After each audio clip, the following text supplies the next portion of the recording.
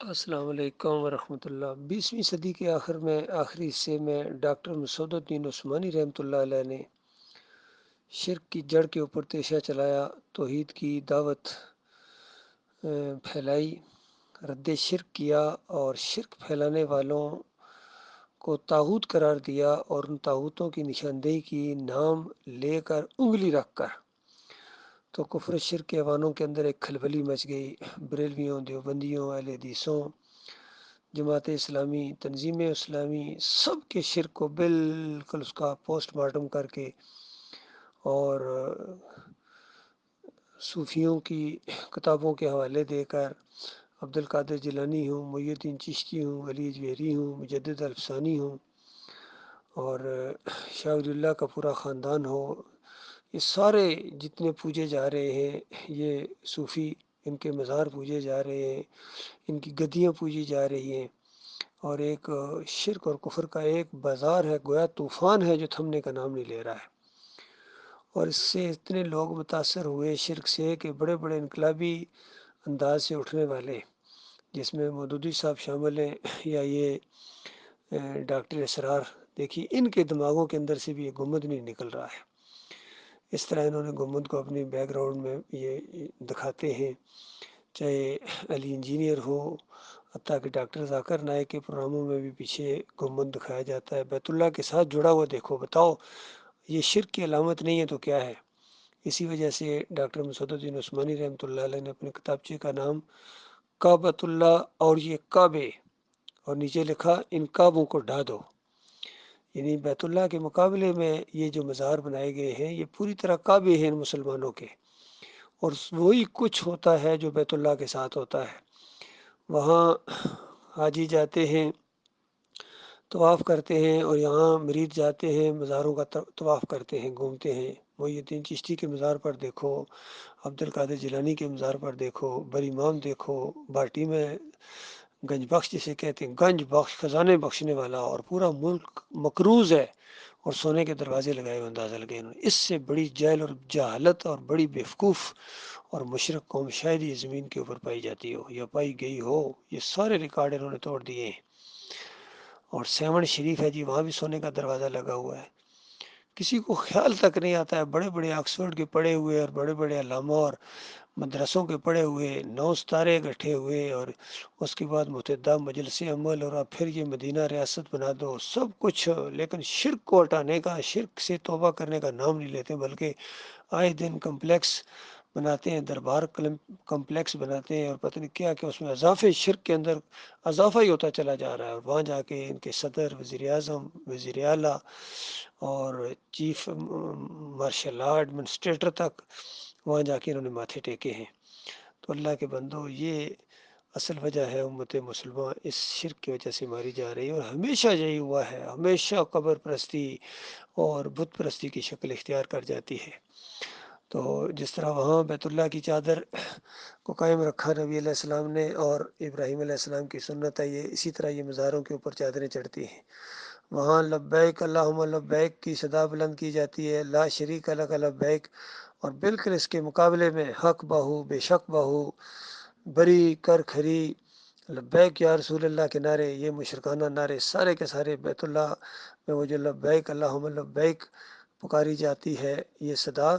اس کا مقابلہ کرنے کے لیے۔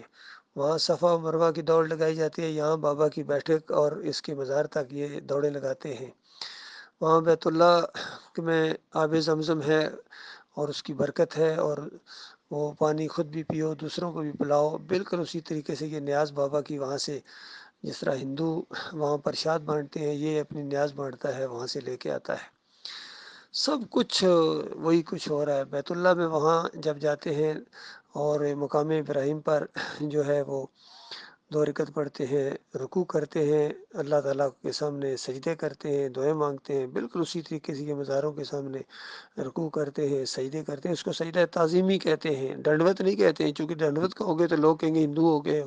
ہندو ڈنڈوت کرتا ہے، یہ سجدہ تعظیمی کرتے ہیں۔ تو ساری چیزیں مشرکانہ جو ہندوؤں میں تھی، دوسری قوموں میں تھی، یہود و نصارہ میں تھیں، نبی علیہ السلام نے لعنت بھیجی تھی یہود و نصارہ کے اوپر کہ انہوں نے اپنے انبیاء اور صالحین کی قبروں کو مساجد بنا لیا تھا، وہاں جا کے سجدے کیے تھے، تم ایسا نہ کرنا۔ اور نبی علیہ السلام نے بتایا، یہ ابن عباس رضی اللہ تعالیٰ کی روایت ہے کہ قوم نوح کے سرداروں نے کہا، یہ جو قرآن میں آیا ہے کہ وقالوا لا تذرن آلهتكم ولا تذرن ودا ولا سواع ولا یعوس و یعوق و نصر، جو ان سرداروں نے، ان کے لیڈروں نے جب کہا تھا نوح علیہ السلام کی دعوت کے مقابلے میں کہ اپنے معبودوں کو ہرگز نہ چھوڑنا، اور دیکھو واد سوا یعوس یعوق اور نصر سے ہرگز الگ نہ ہونا، تو ان کے بارے میں ابن عباس رضی اللہ تعالیٰ روایت کرتے ہیں کہ یہ سب یعنی واد سوا یعوس اور یعوق یہ قوم نوح کے اولیاء اللہ تھے،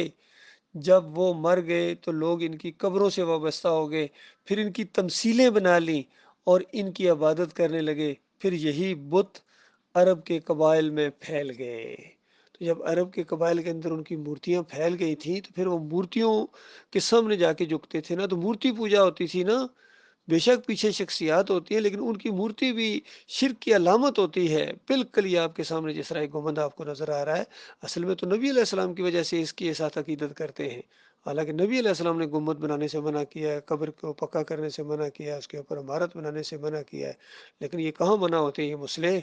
یہ بالکل وہی کچھ کریں گے جو یہودیوں نے کیا تھا، وہی کچھ کریں گے جو ہندوؤں نے کیا تھا، اور اللہ کے عذاب کا کوڑا اسی طرح ان کے اوپر برس رہا ہے جس طرح یہود و نصارہ کے اوپر کبھی برسا تھا،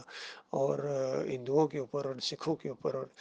بالکل وہی انداز ان کے مسلمانوں کے اندر آ گیا ہے۔ یہ ان کا بہت بڑا شرک ہے۔ اللہ کے بندوں، حیرت ہوتی ہے کہ توحید کی دعوت دینے والے یہ اہل حدیث سلفی یہ بھی گنبد کے رکھوالے ہیں، اور دیوبندی بھی گنبد کو پوجتے ہیں، کہتے ہیں ہمارے سر کے اوپر اگر گنبد، اور بلکہ وہ تو نالین تک کو پوجتے ہیں، نبی علیہ السلام کے جوتے کو بھی پوجتے ہیں، اور خادم حسین رضوی کا تو کیا ہی کہنا، وہ تو اس حد تک آگے چلا گیا، کہتا ہے صحابہ پیشاب تک پی لیتے تھے، اتنا برا الزام اس عالم نے لگایا، بیان کرتے بھی شرم آتی ہے۔ جن کے عقیدوں کے اندر اس طرح خرابی گزری ہے، یقین کیجئے یہ جتنے ہوں، طارق جمیل ہوں، تقی عثمانی ہوں، ڈاکٹر اسرار ہو، مودودی ہو،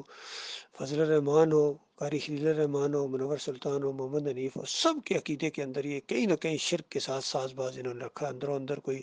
ملاپ رکھتا ہے، کوئی کھل کے سامنے آتا ہے، بریلوی کھل کے سامنے آئے، شیعہ کھل کے سامنے آئے، اور یہ دیوبندی عقائد علماء دیوبند دیکھی کس طرح کھل کے انہوں نے شرک کیا، اشرف علی تھانوی نے اور قاسم نانوتوی نے، اور نیچے تک انہوں نے محمود الحسن کی وہ مشرکانہ تفسیر ابھی تک پرنٹ کرا رہے ہیں، شبیر احمد عثمانی نے پایا تکمیل تک پہنچایا ہے اس کو، اور تقی عثمانی نے بھی اس کو چھپایا ہے کہ کس قدر اس کے اندر ایاک نعبد و ایاک نستعین کا مذاق اڑایا گیا۔ کہتے ہیں اللہ کے نیک بندوں کو خالص واسطہ رحمت الہی سمجھ کر پکارا جائے تو یہ بھی اللہ ہی کو پکار رہا ہے، بتاؤ قصہ ختم۔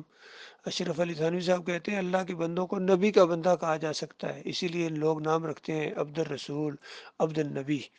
تو بتاؤ اللہ کے بندوں اور کافری کیا ہے؟ یہی تو شرک ہے،